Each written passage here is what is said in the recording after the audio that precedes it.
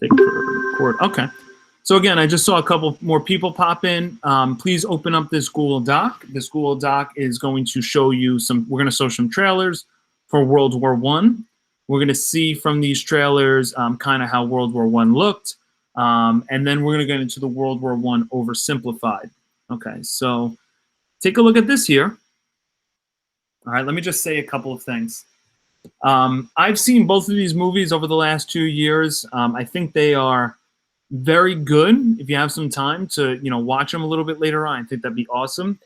Now, when I was your age and I was looking through World War I, it was never as interesting to me as some of the other wars. That is because some of the footage from World War I at this time isn't like the most entertaining to watch. So I'm going to show you actual footage of World War I. You're actually going to see people fighting and some people being killed and dying. But footage back then was black and white. It's very grainy. It was sped up. It was very tough to follow what was going on. So you're going to see a battle here between Great Britain and Germany, two of the countries in World War I, and just kind of watch it. Looks like we're going to watch the movie of World War I. We are. Not today, but we will. Watching some other stuff first. All right.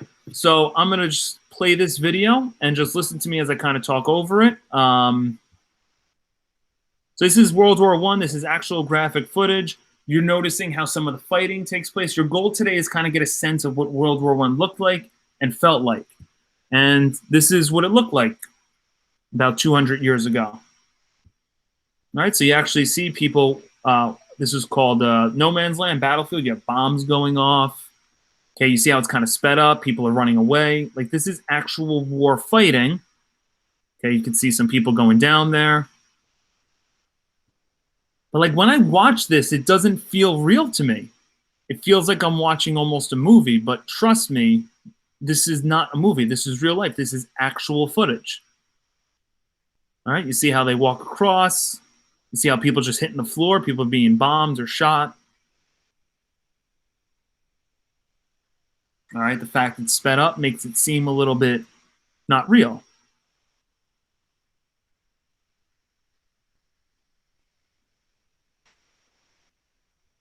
All right, you have tanks back then. You see those tanks going across.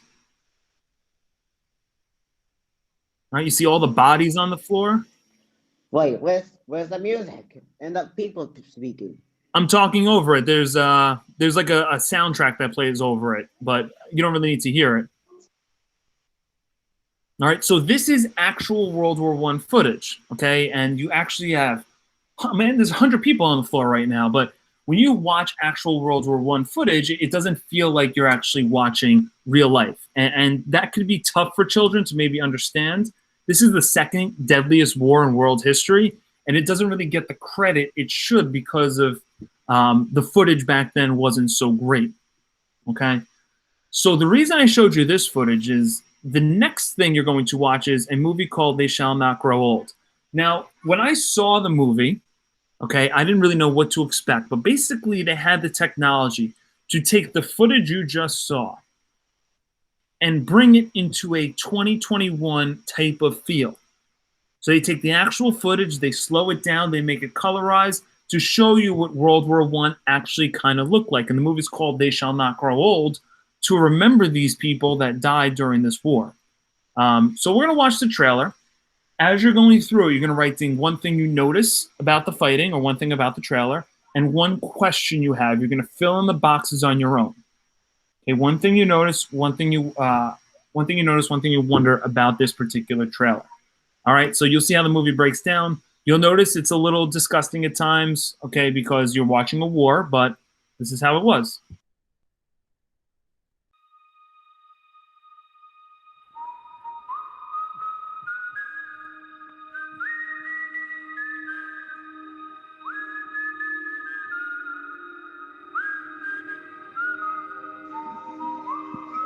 So this is the movie? Wait, this is 2 minutes long. What about that thing where... Sebastian, it's the trailer.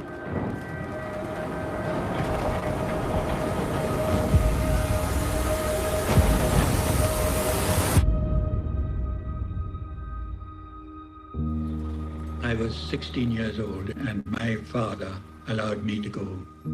I was just turned 17 at the time. I was 16. And I was 15 years. When they came to us, they were frightened children and had to be made into soldiers. All right, boys, here it comes. We're in the pictures. I gave every part of my youth to do a job.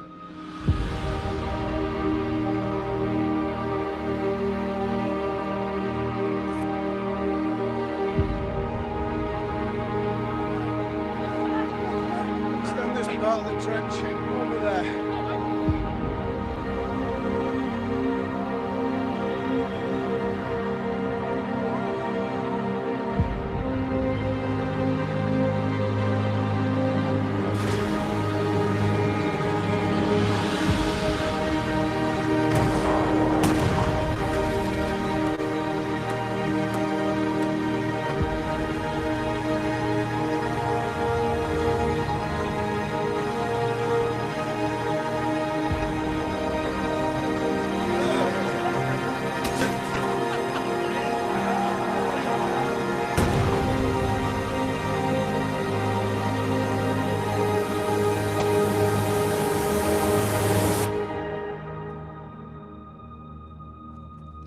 There was a job to be done, and you just got on and did it.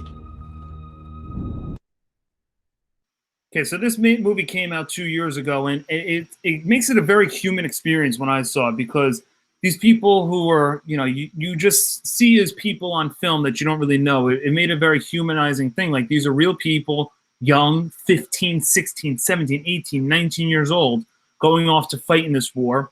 You saw how some of the fighting took place. You saw some of the bombs. You saw the trenches. The type of fighting that we're going to be looking at was extremely graphic and catastrophic.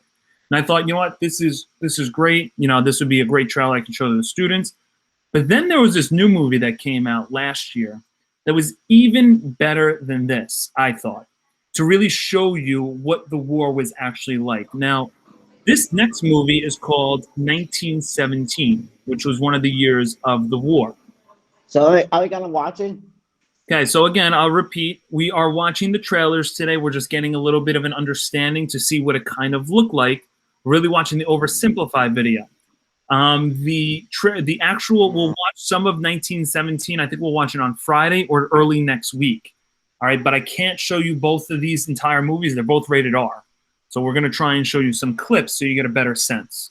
Okay, the plot of 1917 is a really interesting one. It's based on a true story.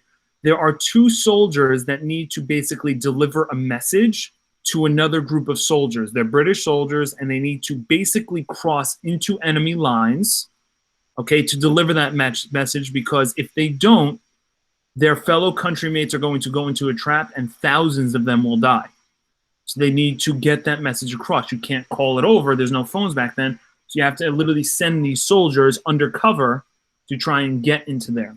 What makes this such a fantastic movie is basically when the movie is filmed, it looks like there's only one take, meaning like there's no cuts. So it looks like it's just one consistent film, and it's just really done in an amazing way. So we're going to watch the trailer here. I want you to do the same thing. One thing you notice, one question you have from the particular trailer. It's going to start by the two soldiers walking through trenches. This is something you're going to learn a lot about throughout this unit. And then you're going to see just how some of the fighting takes place from this trailer here. In your own time, gentlemen. Must be something big if the Channel's here. You have a brother in the 2nd Battalion. Yes, sir. They're walking into a trap. Your orders are to deliver a message calling off tomorrow morning's attack. If you fail, it will be a massacre. We've got orders to cross here. That is the German front line. Hold fast! If we're not clever about this, no one will get to your brother. I will.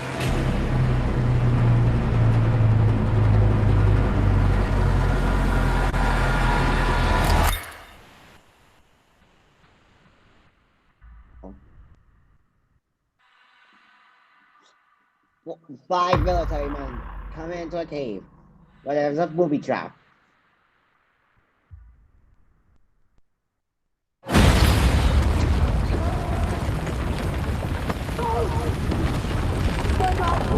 whole thing's coming down. Come on! Can't see. I Don't can't do it. see.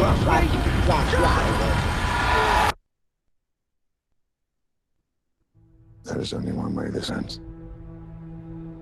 Last man standing. I'm going back to see my father. We need to keep moving. Come on! I'm going back. He can't possibly make it that way, man. You bloody insane!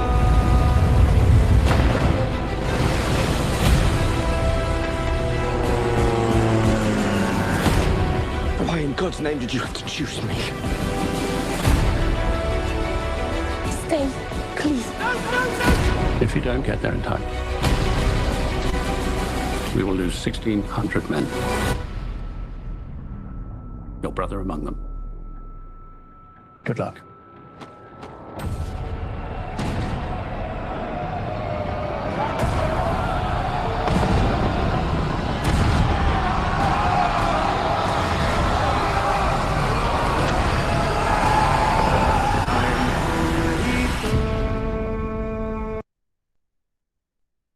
Yeah, I am. I'm a big movie watcher. I really enjoy them. This is probably in the top 20 best movies I've ever seen. I think it's very good and it's very informative. My kids agree with you, Panyo. They're like definitely top 20s. Yeah, guys. Just I don't know if there's like a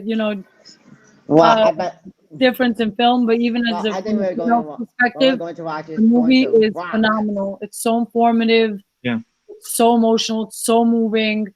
It really opens your eyes out to all the army men that from before and after. You have a newfound respect and everything. It's an amazing movie. Very well done. Great depiction of 1917. 100%. I mean, we will watch part of it later on this week. I wanted to show you the trailer because I want you to get a feel of what World War I would have looked like. You see the trenches. You see them running out into the open field, running across. You saw that from the actual footage. You see how incredibly dangerous and how deadly this war was because this is known as the first modern war. You have all this technology, these machine guns. We're going to go over all the weapons. We're going to go over how intense this actual war was. And what Miss S said is 1,000% correct. You can't forget all of the soldiers that have sacrificed their lives for whoever, America or any country, to have the freedom that we have. It really is an amazing thing. Panyo, there's also a great opportunity just like in the future, if I'm not in that class, happens to be I'm not in it, to compare and contrast the different military tactics the movie presents, like the different, like you said, it's modern day war, you know what I mean? How they had different camps, different styles, different living quarters.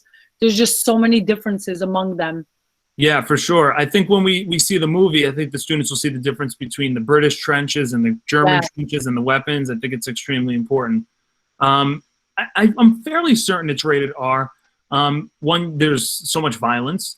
Two, there's a ton of cursing. So even when I show you the video, there'll be some curse words that we just have to be mature and deal about. Not too many, but when I show you the 20 minutes that I'm going to show you, you're going to get a good sense of, what the actual war kind of looked like without too much fighting. And Jaden is correct. The German trenches were a lot neater. So with that being said, that was just to give you a visual of kind of what it looked like, how intense it was, because pictures and the actual footage, I don't think does it the justice it really deserves. Now, hopefully those trailers give you a sense of what it is. All right. What we're going to do now is we're going to watch the oversimplified video of World War I. So everyone just scroll down. Hopefully you've done your notice and wonders at this point. If you don't, please fill these in. Okay, what was one thing you noticed, the way it looked, and what is one question you have for each of them? We're going to go through and we're going to basically try and oversimplify the first 2 to 3 years of the war prior to the United States getting involved. So the way we break this down is we've kind of already looked at the causes. We've kind of already looked at who's on what side.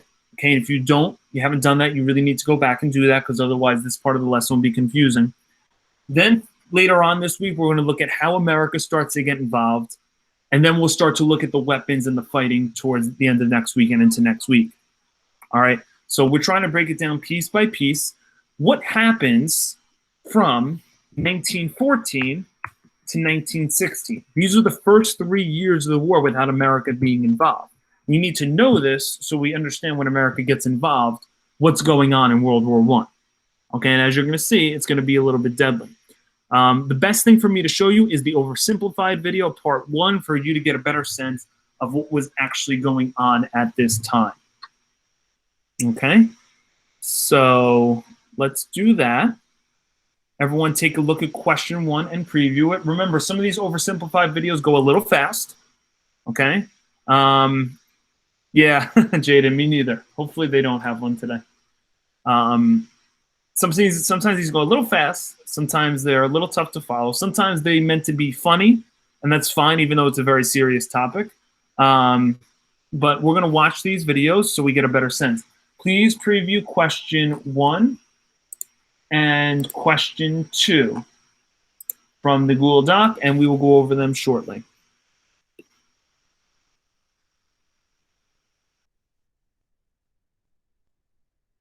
Of 1914, a time of modern technology, culture, and fashion.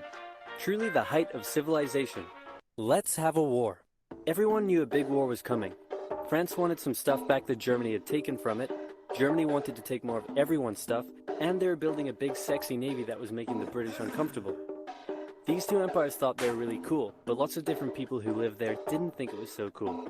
And some of them had even been declaring independence with help from Russia.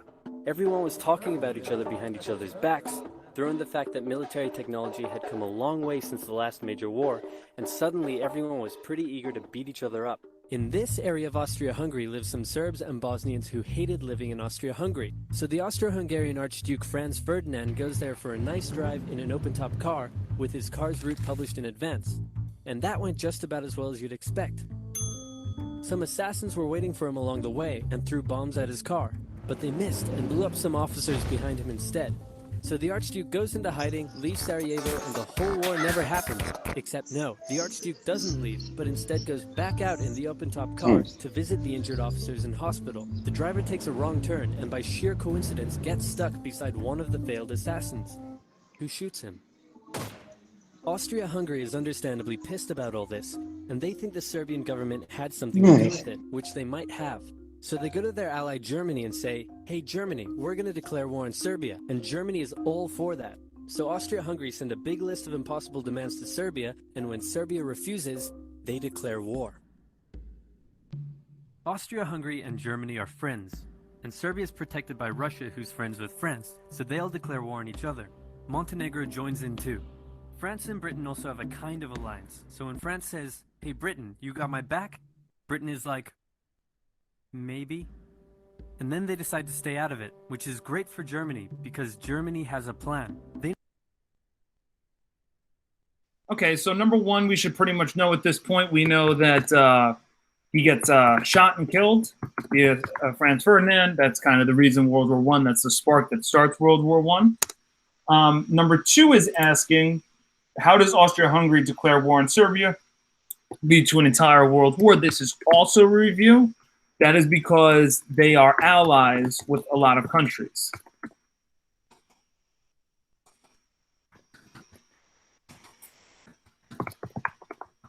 Okay? So, because they were friends with a lot of countries, that led to some things. All right, so now you're going to look for the name of a country for number 3. What country does Germany invade to go around France's forts? And number 4, who decides to join the war against Germany after they invade? All right, so let's take a look. They know that Russia is so big and clumsy that it will take them a while to get ready for war. So with this guy in charge, Germany will send all its troops into France at lightning speed while Russia's getting ready, defeat France, then move all the troops to Russia and defeat Russia, and then we all speak German and eat Pfefferpottast every day. Just one problem. France has loads of forts and defenses along its German border, and Germany can't waste any time fighting them, so Germany decides to go around them, through Belgium. Belgium is neutral, but Germany wants to march 750,000 troops through it to get around France's defenses. They're hoping Belgium will just kind of sit down and shut up, but they don't. They fight back, and they're pretty good too, so they slow the Germans down. What's worse is that Britain shows up, and they're pretty pissed that Germany's invading neutral countries. So now Britain declares war on Germany. So Germany push on through Belgium and commit some atrocities along the way. They also wear spikes and sometimes skulls on their uniform. So if you're trying to not look like the bad guys, good job.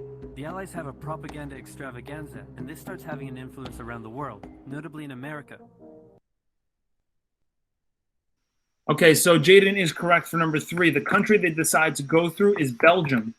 So Belgium's located just north of France, and they decide to invade Belgium to go into France. And that's a problem because now Belgium has to kind of join up. And when that happens, Jaden is correct for number 4. All right, Britain then joins in. This is also a review from the reading that you guys did on last time. Okay? Number 5, why was the French soldier easy to spot during World War I? And on a scale of 1 to 10, with 10 being the strongest, how would you rate Austria-Hungary's military fighting in World War I?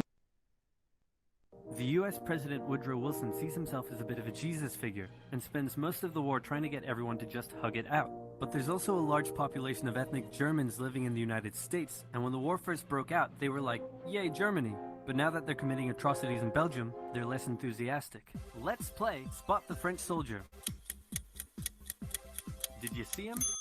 Easy, right? He's wearing a bright blue uniform with red trousers. And do you know who else spotted him easily too? The Germans. So when the French were slowly marching in columns through the countryside, the Germans easily tore them to shreds with their giant guns. All the nations involved in this war went in with an old school war mentality, and all of them had to update their uniforms and tactics a lot during the Great War. Because this war was going to be like nothing anyone had ever seen before. Russia's ready for war, and way earlier than expected. Hey Austria-Hungary, can you get on top of that? Oh yeah, sure, we've got this. Nope. So Germany has to send some troops back to the east to defend against the Russians.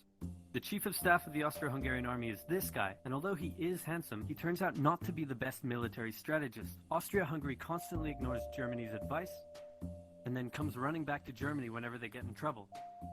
Austria-Hungary even gets its ass kicked by tiny Serbia, who repels all their invasion attempts at the start of the war. It's better news for Germany in the north, though, where they almost completely wipe out the Russian Second Army.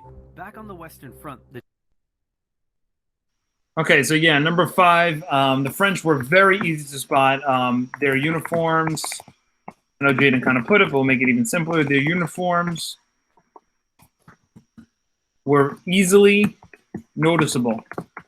So if you saw the type of fighting they did in the mud, right, in in these trenches, as you're about to see, and someone's wearing a bright blue and red uniform, it's like they're very easy to spot out. All right. And number 6, on a scale of 1 to 10, with 10 being the strongest, how would you rate Austria-Hungary's military fighting in World War I? Well, they got their butts kicked by Russia. They lost to Serbia. They're getting their butts kicked by other countries. I would say you should rate it. You can put whatever number you want, but it better be under a 5 because they do not do a good job. So for number 6, you want to put a number other than 5. Give them any number under a 5 should be fine. All right. Now you're going to look at what system was created after the Battle of the Marne, okay, which becomes the major focus of fighting throughout this war. The Germans continue advancing and are in sight of Paris. At this point, so what numbers are there? 1 or 5?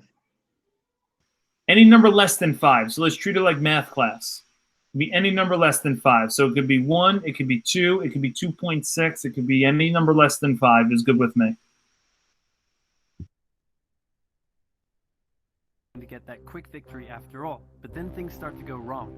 The French commander-in-chief knew something had to be done, and he ordered his armies to stop retreating. In the resulting battle, a gap opened up in the German lines. If a gap opens up, the enemy can use it to flank you from the side and behind, so the German armies have to retreat.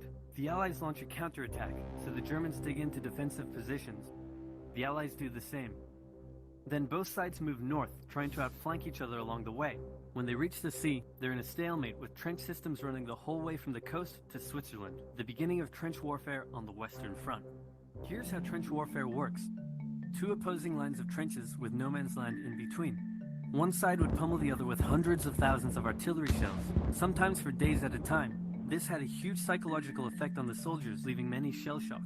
Then, the attacking troops would leave their trenches and rush across no man's land, a muddy wet mass of shell craters and barbed wire. The defending trench would unleash machine gun fire on the attackers, inflicting thousands of casualties. The attackers would send wave after wave until either they gave up or the opposing trench was finally overrun. There would be months of fighting and the deaths of thousands in order to gain a few meters or kilometers of land. inflicting thousands. So I want to stop with that visual there. So number 7 is known as the trench system,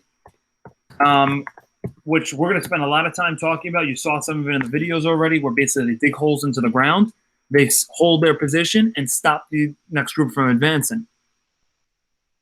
Yeah, you could chuck grenades. We'll talk about mustard gas a little bit later on. And it was just very tough to win these battles because you had to overrun what's known as no man's land. That's this area in between the trenches. Overrun no man's land, get to the next trench, and it's like not even worth it because you barely gain any land. All right. And that would be also the answer for number 8. That area in the middle is called no man's land. We will talk a lot more about that over the next couple of days. Okay? And then we'll finish up with number 9.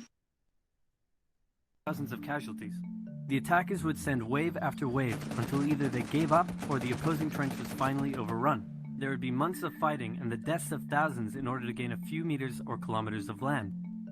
Living in the trenches was hard work too. Corpses, mud that could swallow you whole, pools of poisonous water, rats, disease, the smell. It's insane that millions of soldiers put up with these conditions and commanders ordered them to do so for years. Okay, so that's a good little introduction before the United States gets involved. We saw some strategy, we saw some fighting, we saw some types of warfare. Number 9, what was life like in the trench? First soldiers, absolutely horrible. We'll go with that. You couldn't even believe some of the stuff they went through. And I'm not even going to try and explain it. I will let the videos I show you later on this week just explain it. You couldn't even begin to explain how nasty and how horrible it was. All right, so we'll let the videos do more of that explanation. All right, so we have 1 through 9 done. Okay, everyone needs to follow this. Okay, everyone needs to follow this. Number 1, you need to go back to... What about the Zimmerman? Lesson 13. What? About lesson 13. What about it? What about lesson 13? Where's lesson 13?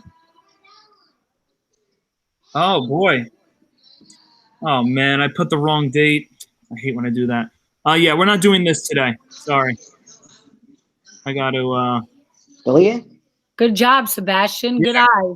Good Great. eye, Sebastian. Great catch. We're not doing this yet. So I got to redo that for you guys. All right, bear with me 1 second.